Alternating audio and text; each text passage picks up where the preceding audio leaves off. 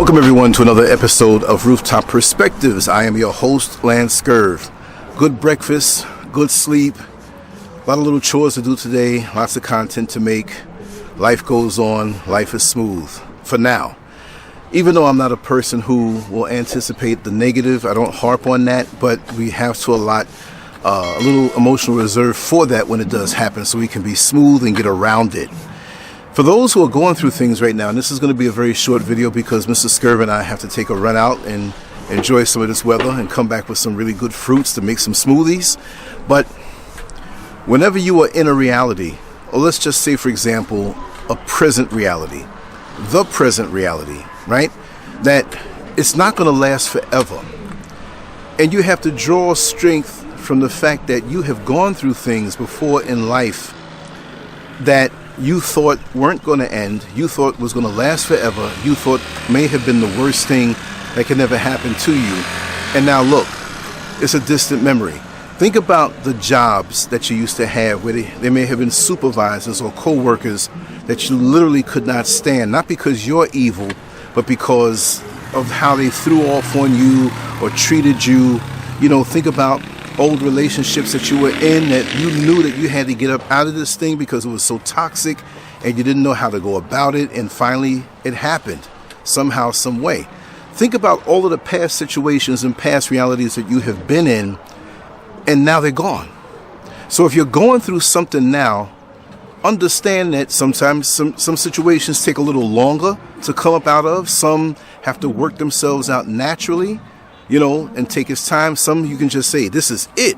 You can't always do that in certain situations. Sometimes you want to get out of a job and there's no other prospect to earn the money that you need to keep and sustain your life. So you have to grin and bear it. Sometimes you're dating somebody and it's not something so serious, but you're dating and it got a little intimate, but you know now, like, I can't do this.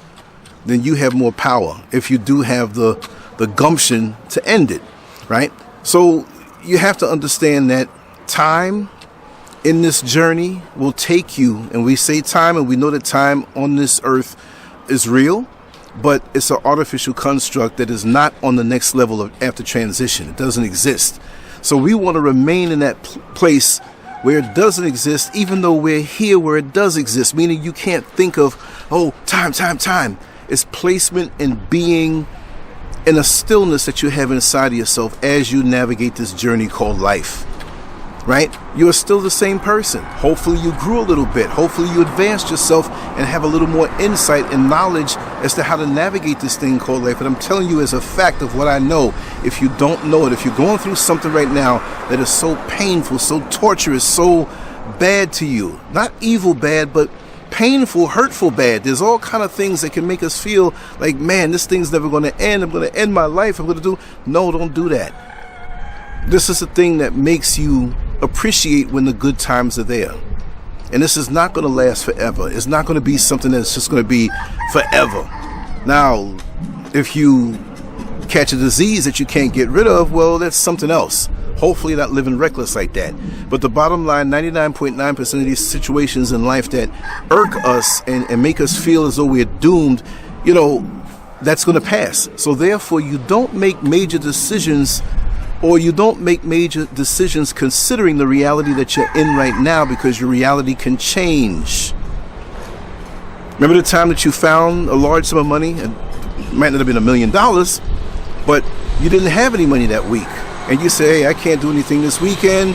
I get paid the next week. Listen, I'm shutting it down. I can't hang out with my friends. But then you find $200 or a certain amount of money in a pocket as you do your laundry, or maybe $500, whatever it may be, and it changes things. You go to the supermarket with a little bit of money, you don't have much, but then you find more money, now you can buy more stuff. It's all about positioning. You have to think while you're going through this situation, what is it that may happen to me today that may change my whole total outlook on this life? Because it can happen. While we're frowning of a situation that we want to get out of, ladies, you might have a frown on your face and might meet that one who's supposed to be your soulmate. And I use that term loosely, but we all use these common terms. Don't get in the comment section, well, we can't be soulmates, so we should have more. Look, I'm just talking regular today. Don't nitpick me, all right? But you might meet that one and turn them off because the situation that's soon to end will have an influence over you on a situation that could begin, but it won't begin because you're so caught up in what's about to end. That's why you have to embrace all things new and good that resonate with you. Don't just embrace all things new because it's new or use it as an escape. What I mean is that as long as it resonates within you, and also when you're going through stuff in the present that won't last forever, understand that your gift of discernment may be a little tainted. So you may think you're discerning something. You may think that it's your spirit talking to you, but it's really your mind. Fellas, you might be lonely. You might be craving the company of a woman. You might want a woman in your life. That's a natural thing. There's nothing unnatural about that. But say, for example, your loneliness drives you to make a decision to get with somebody that you really haven't checked in with on a spiritual discernment level. And because her body looked good and she said the right words and she's a good cook, come on and let's get together. And with the intimacies, when they happen, that seals it. So now you're like, I want this to be my woman. And you let her know, I want to be with you. And that may be the right one because of the circumstances that you're in, because how your mind was, or your view, or your discernment was a little blinded. It's very much a real thing. So you have to always do a pre-flight in your life, you know, before the plane goes out. I don't care if the plane was working perfect when it landed 5 minutes ago and they want to load the plane back up. No, you have to treat that plane at the airport. They have to check every single thing to make sure that it's going right. You know, most of the time when you have planes that go down and crash, somebody didn't do their job. So you have to do a pre-flight. You have to go through every nut and bolt and part of the engine and diagnostic this and that to make sure it's in perfect, because big things can happen from small mistakes. And that goes for us in our life. So we have to have a pre-flight where we check ourselves emotionally. Am I emotionally right or full or at my strongest to make this decision to have this person come into my life? Am I ready for that? Am I exhausted physically? Or maybe as a man, I'm aroused. My testosterone levels are high. I haven't been with a woman in a long time. Is this going to influence me to be with this next woman who looks a certain way to the eye, but she carries an evil, demonic spirit? And this goes for the women looking at men too. I'm not demonizing women. You know I don't demonize women here. But I'm not going to say it twice. So there's so much that we have to be aware of. But the main thing is that when you're in a certain situation, it's not going to last forever. Know that. Sometimes it can take 5 years to get yourself out of that situation. Sometimes it can take 5 days, 5 hours. We don't know. What you have to do is always remember to prepare for the realities that are coming to you. The future realities that you're guaranteed if you hold on right now. If you give up right now, you'll never see the future realities. For those who are considering suicide, trust me, if you give up right now, there are realities coming to you no matter how bad it looks. There are new realities. It's always going to happen. There's always a new season coming. Your perception may be, it's just so unbearable right now. That right now may be 2 weeks. You understand? You might catch your mate cheating on you, and it hurts your heart so much, and you want to do something to yourself. But if you do something to yourself, that one that's going to be with you and love you truly may be 2 months away. So while you're in the present reality, you must always think of the realities in the future, because this is a journey. And with all the things around us changing so much, that's the only thing that's guaranteed is change. And that's why I have a personal saying that I coined from the early 80s. It's best to initiate change and let change initiate you. Because if you sit there passive and let change initiate you, you don't have any say-so in what goes on in the world around you, in your reality. You just let it happen because you feel powerless. Change is going to initiate you because a change in the reality that you now realize was put on you. You didn't have a say-so. It's like in America. How do they say it when you get locked up? You have the right to, your own lawyer, or getting your own lawyer, or one will be assigned to you. You don't want that one that's assigned to you because he doesn't care about you. So, okay, here. They're not going to fight for you. You have to fight for your own reality.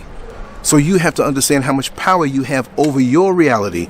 Like again, I said in the video prior or 2 videos before, and I always say this, you have your area of influence and you have your area of concern. Sometimes we have, or think we have, an area of influence, but it's not as wide as we thought.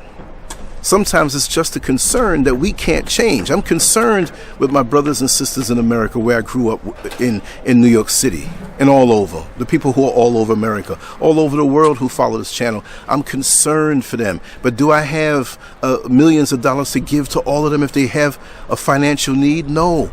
Can I stop something from happening if they are beyond my circle of influence? Now, my circle of influence is my life.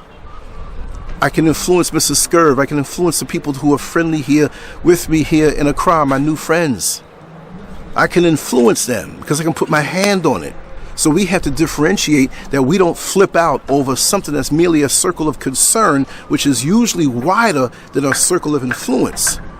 What we influence is not as wide. That circle around me, the circle of influence, is not as wide as a circle of concern. You have to think these things to understand that the concerns may flip you out and you can't do anything about it. You have to really be, I'm not going to say tougher because that would infer that you're weak. You're not weak, but we have to apply our energies accordingly to what's happening in our world so that we're more effective when we execute some ascension for ourselves. So if you're with a mate that doesn't want to be with you and they really don't want to be with you, that's a circle of concern. You thought you can influence them to stay, but it's a concern because you can't really do anything about it, but you care about it. So you have to let them go. You can't worry yourself over something that you cannot influence. And so you take that, but you make sure to make wise investments with who you have in your life.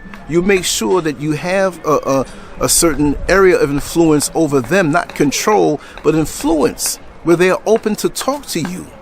Because a lot of times we get in relationships and it's one way. They don't want to hear nothing. No matter what you say, they're going to do what they want to do. No matter, you don't want to be with anybody like that. But even still, will this person be with you through the journey of life? Or will they be there temporarily? With the outer range people, you can't worry about that. You look at them, you enjoy their time, you have a laugh together, but the next day they might be your enemy. And I'm cool with that because I'm self-sustaining.